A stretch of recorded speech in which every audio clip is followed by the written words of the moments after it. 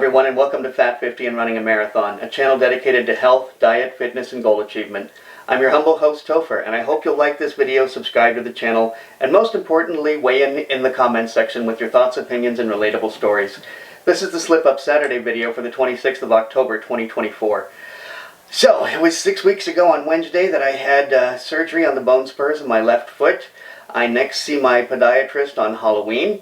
I'm hoping at that time he'll tell me that I can take off the boot. This boot, which I'm about to show now, yeah, I've been wearing it since the surgery, and I'm ready to start wearing regular shoes again, but the swelling has been so great on my foot that I don't know that I would be able to right now if I wanted to. So it's still swollen, but not as bad. It's definitely healing, and the plan still is to run the full marathon at 55. So, this week I finished the book Untethered Soul by Michael Allen Singer, a book that I did mention last week because I was in the middle of reading it at that time. The greatest insight still is what I mentioned last week, and this is the direct quote. I'm going to read it right now.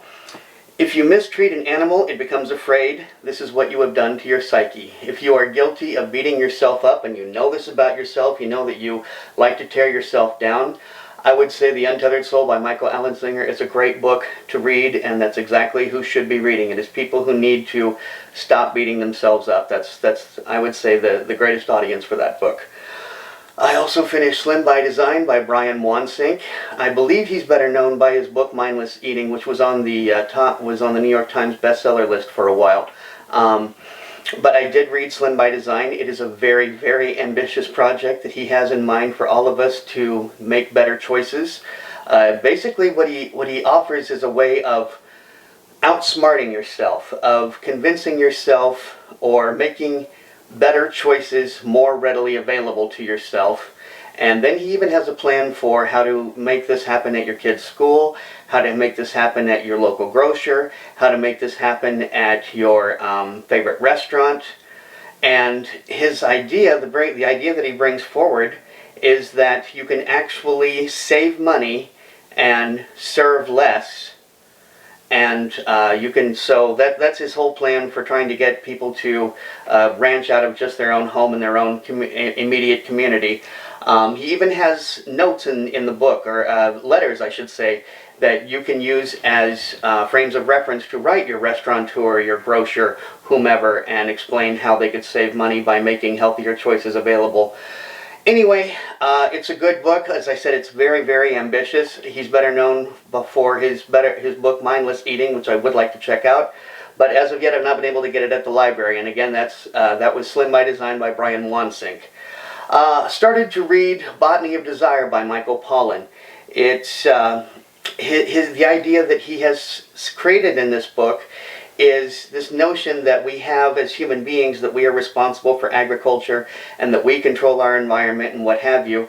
And what he's not only saying by saying that we're part of nature, he's saying that perhaps we're nature's tool, perhaps we're nature's conduit, and explains by going into 4 different plants, and those plants are the apple, the tulip, cannabis, and potato. And so far I just finished the apple chapter. He talks a lot about Johnny Appleseed. John Chapman was the gentleman's actual name, and talks about how the apple evolved from being basically something you used entirely for cider to something that we started to eat. The early Americans actually drank their apples rather than ate them. And when Johnny Appleseed was planting nurseries all up and down the Ohio River, he was creating apples for consumption in the way of drinking rather than eating. So anyway, that was and it was an interesting book. It is an interesting book. As I said, I've only read the apple chapter. There's more chapters to come, and I'll hopefully have more about that next week. Okay, sorry I have to keep doing this, guys, but if I don't, I'll miss everything that I want to put in these videos.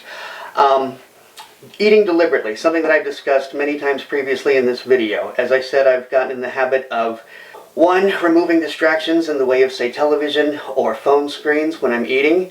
2, I take smaller bites. I chew them more thoroughly. And 3, I set down the fork or sandwich or finger food, whatever it is, sandwich, what have you, in between bites. So those things I've been doing. Since I've been doing those things, it's given me a little bit of insight to notice other things. One of the things that I noticed about myself is that I use my fork as a shovel rather than using the tines on it in order to poke into food. As a shovel, I'm able to get more food onto the forkful, and I'm realizing that about myself, that I'm doing this deliberately because I want to see more food on that fork than it would be if I took the tines and poked into the food. So I've learned that about myself.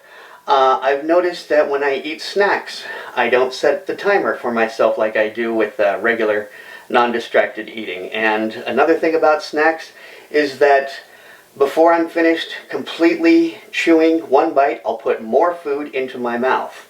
And I only do that with snacks. I don't do that with regular eating. So I'm learning this is the sort of snacker that I am. And I'm a different eater when I eat snacks than I am regular food. So I don't want to bore anybody with this, but I'm bringing this up because if you are someone who's trying to figure out what exactly it is that's keeping you fat, like with me, okay, I'm trying to figure out what it is that's keeping me fat, what it is that's made me fat my entire life, from my childhood up to this moment where I'm 52 years old. It's only going to get better by examining who and what you are. And I've examined who I am as an eater, and if you need this sort of insight, I strongly suggest that you start with something as simple as setting a timer down when you eat. And just doing that and seeing how long it takes you to eat and seeing how quick an eater you are, or how slow or how methodical you are. So anyway, that's what I'm offering right now as advice. Did not get the video, the garden video made that I wanted to, that I mentioned previously. The barrels that we bought are not going to be any good for me for compost. They don't have lids that remove. And so, goes to show you, huh? Think things through. I had the girls buy a second barrel without even checking the first one, and neither one of them are any use to me right now, at least with my current project.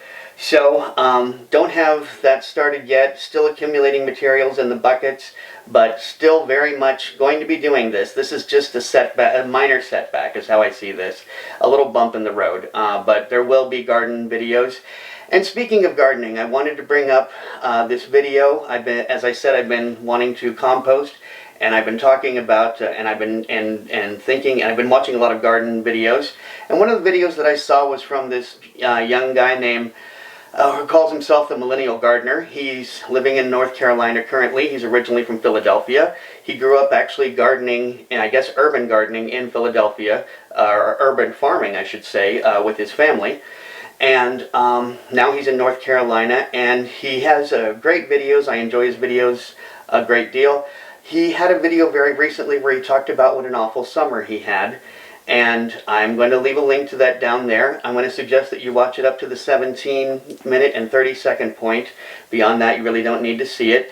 But I'm going to suggest that you watch this video because it's brought me to this week's question, which I'll be bringing up in just a moment. But the reason that I bring up this video is that he had a particularly bad summer, and in fact had animals on his property that were eating the fruit out of his fruit trees, possums, raccoons, what have you. A lot of his crop, his yield was just terrible this past summer, and he got really dismayed about it. And so he decided what he was going to do in order to renew his vigor, and he uses the word specifically burnout, and that's why I'm going to use it in the question later. But he talks about having burnout, and what does he need to do in order to renew his passion for gardening. So what he does is he decides that he's going to get some of those exotic plants and vegetables that he'd thought about before. He's going to grow some of those things that he's always wondered, hey, would this work in this environment now that I'm down here in North Carolina and I'm in a different growing zone? He renewed his passion for gardening. And so that brings me to the question for this week, which is, when you experienced burnout, was it actually burnout, or were you just failing to notice the opportunities in what it was that you were doing? And that's burnout whether it was at home, at work, someplace else. Were you really truly experiencing burnout, or did you just need a new fresh perspective or a new fresh area of that same thing to focus on? And that's my question to you this week. So, I think this has been long enough, and I thank you very much for watching. And remember, only by taking care of ourselves first are we capable of taking care of others. Topher.